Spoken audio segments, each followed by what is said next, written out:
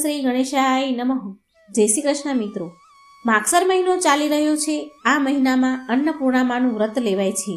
તો આપણે આજે અન્નપૂર્ણામાના વ્રતની વાર્તા સાંભળીશું. આ વ્રત માગસર સુદ છઠને દિવસે આવે છે.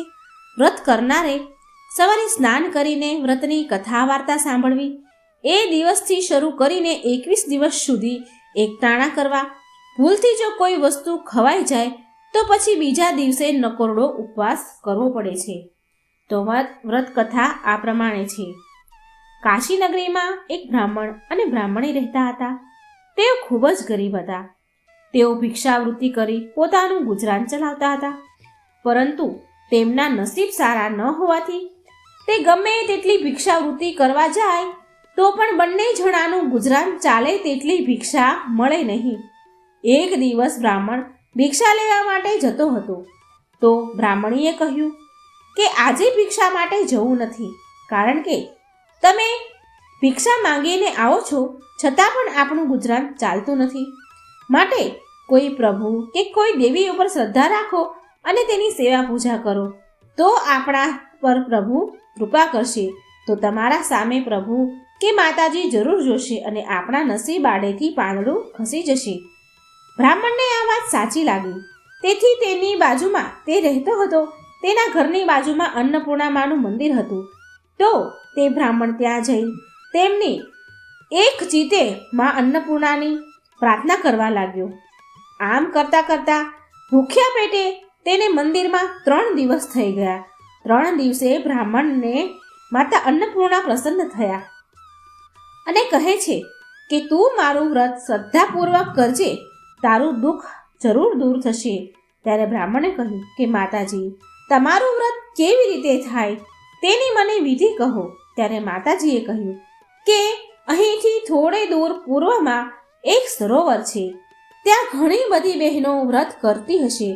તે તને તેની વિધિ જરૂર કહેશે. આ સાંભળી બ્રાહ્મણ માતાજીને પગે લાગી ઘરે આવ્યો અને બ્રાહ્મણીને બધી જ વાત કરી. ત્યારે બ્રાહ્મણીએ ખુશ થઈ વ્રત કરવાની રજા આપી.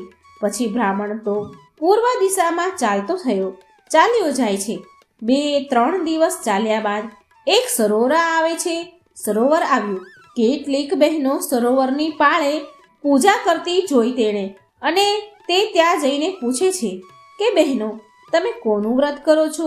ત્યારે એક બહેન બોલી, ભાઈ, અમે માતા અન્નપૂર્ણાનું વ્રત કરીએ છીએ. બ્રાહ્મણે કહ્યું કે એ વ્રત કરવાથી શું લાભ થાય અને તે વ્રત કેવી રીતે થાય છે તે મને કહો.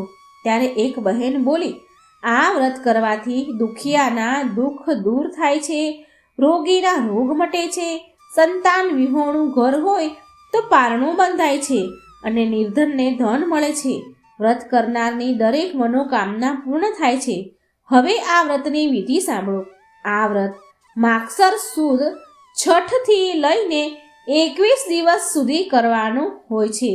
વ્રત કરનારે સૂતરના દોરાને 21 શેર લેવી અને તેની 21 ગાંઠ મારવી. 21 દિવસ એકટાણું કરવું અને બને તો ઉપવાસ કરવો. 21 દિવસ પૂરા થતાં વ્રતનું ઉજવણું કરવાનું અને યથાશક્તિ પુણ્યદાન કરવું. આ વ્રત દરેક સ્ત્રી પુરુષ કરે છે. તમે પણ માનો દોરો લઈને અન્નપૂર્ણામાનો જાપ જપતા માનું વ્રત કરો. તમારી બધી જ ઈચ્છા મનોકામના માતાજી પૂરી કરશે.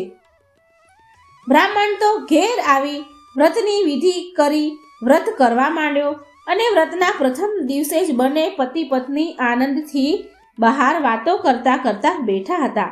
ત્યારે એકાએક પોતાના રહેવાનું ઘર પડ્યું. પરંતુ આમાં માની જરૂર કોઈ ઈચ્છા હશે તેમ માની બંને પતિ પત્નીએ ઘરનો કાટમાળો દૂર કરવા માંડ્યા.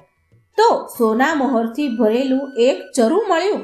એમાંથી 2-4 સોના મોહર વેચતા તેમાંથી ઘણા પૈસા આવ્યા.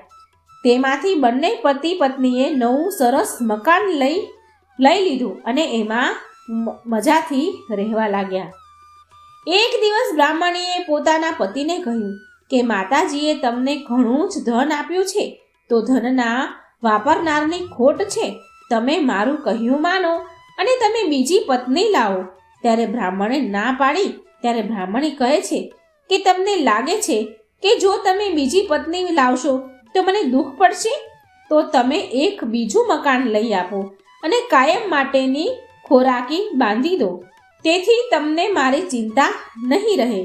આમ ઘણી સમજાવટના અંતે તે બીજી પત્ની લાવ્યો બ્રાહ્મણ. તેની જૂની પત્ની નવા મકાનમાં રહેવા લાગી અને જૂના મકાનમાં નવી પત્ની અને તેનો પતિ રહેવા લાગ્યો. એવામાં આવ્યા માગસર માસ આવ્યો.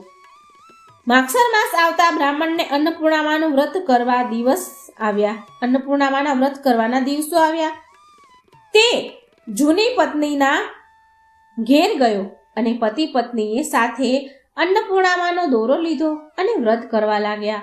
આ વાત નવી પત્નીને ન ગમવાથી પોતાનો પતિ રાત્રે નિંદ્રાધીન હતો ત્યારે તેના ગળામાં બાંધેલો માતાજીનો દોરો તેણે તોડી સગડીમાં નાખી દીધો, એટલે કે બાળી દીધો.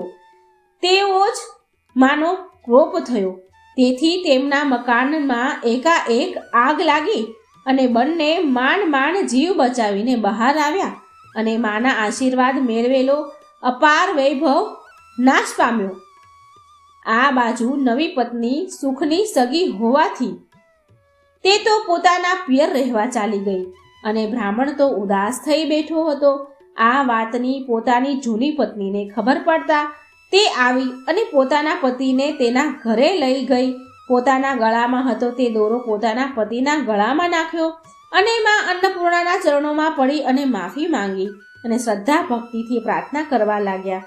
આથી માતાજી પ્રસન્ન થયા અને રાતે બ્રાહ્મણને સ્વપ્નમાં આવ્યા અને કહ્યું કે તારે સંતાનની ખોટ હતી તો મને કહેવું તું ને, નવી પત્ની શા માટે કરી?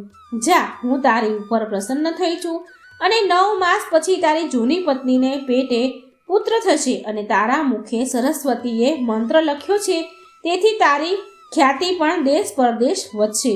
હવે બીજી વાર ભૂલ ન કરતો. આ બાજુ રમતા રમતા 9 માસ પૂરા થઈ ગયા અને જૂનીને પુત્ર જન્મની પ્રાપ્તિ થઈ અને હવે સુખ શાંતિથી રહેવા લાગ્યા.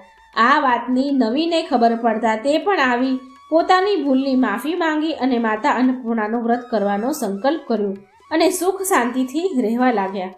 જે અન્નપૂર્ણામાં જેવા બ્રાહ્મણ અને તેની બ્રાહ્મણ પતિ પત્નીને ફળ્યા તેવા તમારી વાર્તા લખનાર, વ્રત કરનાર, વાંચનાર, સાંભળનાર સર્વની મનોકામના પૂર્ણ કરજો. જય મા અન્નપૂર્ણા. જો મિત્રો વાર્તા સારી લાગે તો શેર કરજો, લાઈક કરજો અને મારી ચેનલને સબસ્ક્રાઈબ જરૂર કરજો. જય શ્રી કૃષ્ણ. રાધે રાધે. Thank you.